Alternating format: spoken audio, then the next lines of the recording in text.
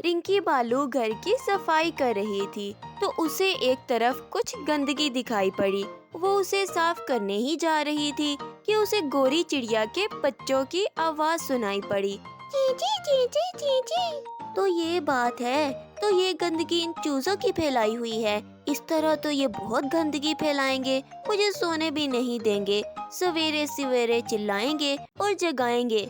अजी सुनते हो? रिंकी ने अपने शोहर भालू को आवाज लगाई और भालू ने अंदर से ही जवाब दिया। सुनाओ, क्या सुना रही हो? अरे ये भूरे और पीले रंग के एक परिंदे ने दरख्त पर घोंसला बना लिया है। इसके बच्चे शोर मचाने लगे हैं, गंदगी फैलाने लगे हैं। मुझसे बर्दाश्त नहीं होता, इन्हें हटाना होगा। अरे बच्चे हैं तो शोर तो मचाएंगे ही ना। हम भी कभी बच्चे थे, उधर मचाते थे। आखिर हम इन्हें कहाँ हटाएंगे? वो बेचारे कहाँ जाएंगे? बस जहाँ देखो तुम्हें तरस ही आने लगता है। ऐसा तरस किस काम का जिससे बस तकलीफ ही तकलीफ उठानी पड़े। भालू ने बहस ना करने में ही भलाई समझी और मामले को टालना चाहा। ठीक है बाबा, ठीक है, ये घोंसला हट जाएगा। अभी मैं खेतों पर जा रहा हूँ। गोरी चिड़िया और उसके बच्चों का बाद में इंतजाम कर दूंगा। रिंकी ने दरख्त पर देखा तो बच्चे सहम गए और माँ के पास लिपट गए। भालू खेत पर चला गया। रिंकी अपने काम में जुट गई। कुछ देर के बाद वो घर से बाहर आई तो उसने देखा कि गोरी चिड़िया बार बार कहीं जाकर कुछ खाने की चीजें लाकर घोंसले में बच्चों को दे रही थी। गोरी चिड़िया लगातार ऐसा कर रही थी। बच्चे भी खामोश हो गए थे। फिर भी गोरी चिड़िया उनके लिए खाना इकट्ठा कर रही थी।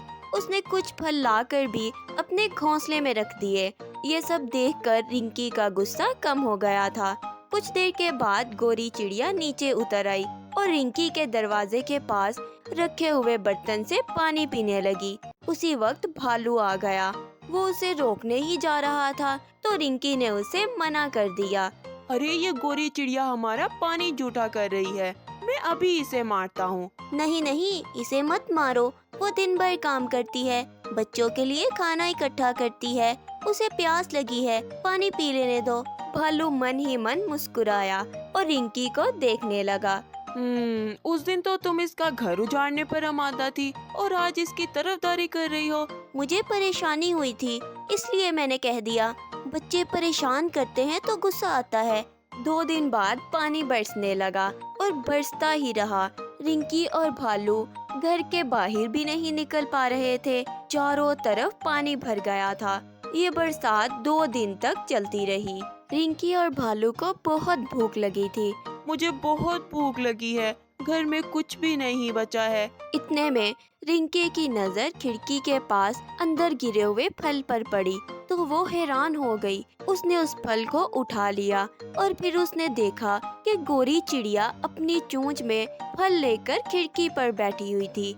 उसने फल अंदर गिरा दिया। रिंकी को ये बात समझने में देर नहीं लगी कि उसकी भूख की ये हालत और तड़प को गोरी चिड़िया ने पहचान लिया था। रिंकी ने दोनों फल ले लिए और भालू के साथ बैठकर आराम से खाने लगी। एक दिन के बाद मौसम साफ हो गया था तो भालू एक डंडा लेकर आ गया और उस दरख्त के पास पहुंच गया जहां गोरी चिड़िया का घोंसला था। रिंकी दौड़कर आ गई। ये क्या करने जा रहे हो? अरे ये गोरी चिड़िया के बच्चे तुम्हें परेशान करते हैं, गंदगी फैलाते हैं। इस गंदगी को हमेशा के लिए यहाँ से हटाना चाहता हूँ। आज घोंसला हट कर रहेगा। नहीं नहीं, फेंक दो ये डंडा। गोरी चिड़िया का घोंसला नहीं हटेगा। ये बच्चे बहुत प्यारे हैं। इनकी चींची की आवाजें मेरे दिल को बहुत भाती हैं। घोंसला हटेगा तो ये बेघर हो जाएंगे। नन्हे नन्हे प्यारे बच्चे, बताओ कहाँ जाएंगे? क्या तुम्हारे दिल में जरा भी तरस नहीं आता? भालू हंसने लगा। वो तो रिंकी के मुंह से यही बात सुनना चाहता था। इतने अच्छे पड़ोसी को वो हमेशा देखना चाहता था। उसने गोरी चिड़िया की तरफ इशारा किया।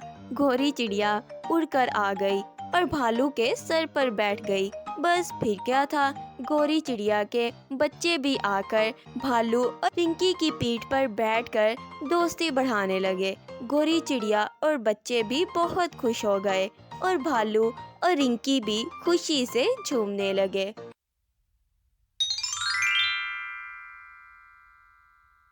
कौवा और कबूतर।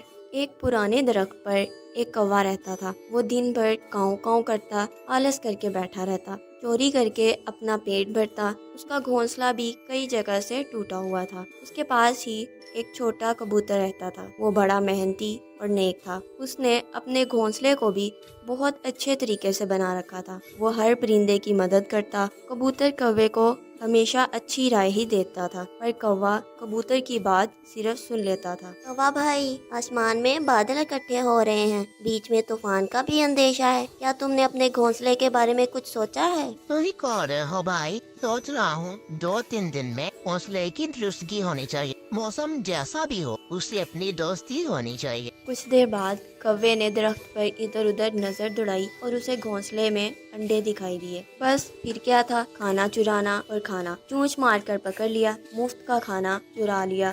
चाहे जहाँ से मिले खाना, बस उसे था चुराना। उसे घोंसले से ज्यादा अपने पेट की फिक्र रहती थी। उसकी आलसी फिर चोरी में बदलती गई। 3 दिन गुजर गए और कौवा आलस करके बैठा ही रहा। बीच में कुछ तेज हवा चली। कौवे के दिमाग में मच गई खलबली। इसका आधा घोंसला देखते ही देखते टूट गया। कौवा सर पकड़कर बैठ गया। अरे कौवा भाई, लगता है मेरी बात समझ नहीं आई। अब घोंसला कहाँ से आएगा? लगता है जो बचा है वो भी जाएगा। 3 दिन गुजर गए हैं, तुम हाथ पे हाथ धरे बैठे हुए हो। बात तो तुम्हारी ठीक है, अच्छे वक्त पर गई है, तो कुछ करना ही पड़ेगा। हौसला तो नहीं है तो निकलना ही पड़ेगा। कौवे ने इधर उधर हाथ पांव चलाए, कुछ टूटे फूटे तिनके जोड़े। घोंसला बनने लगा। इतनी ही देर में बारिश शुरू हो गई। वो परेशान हो गया और कबूतर की तरफ उम्मीद भरी नजरों से देखने लगा। अब देख क्या रहे हो? मेरे घोंसले में जल्दी से चले आओ, भीगो मत। यहाँ आकर पंख सुखाओ। हाँ, आलस का नतीजा इसी तरह पाओगे। अब संभल भी जाओ, वरना बहुत पछताओगे।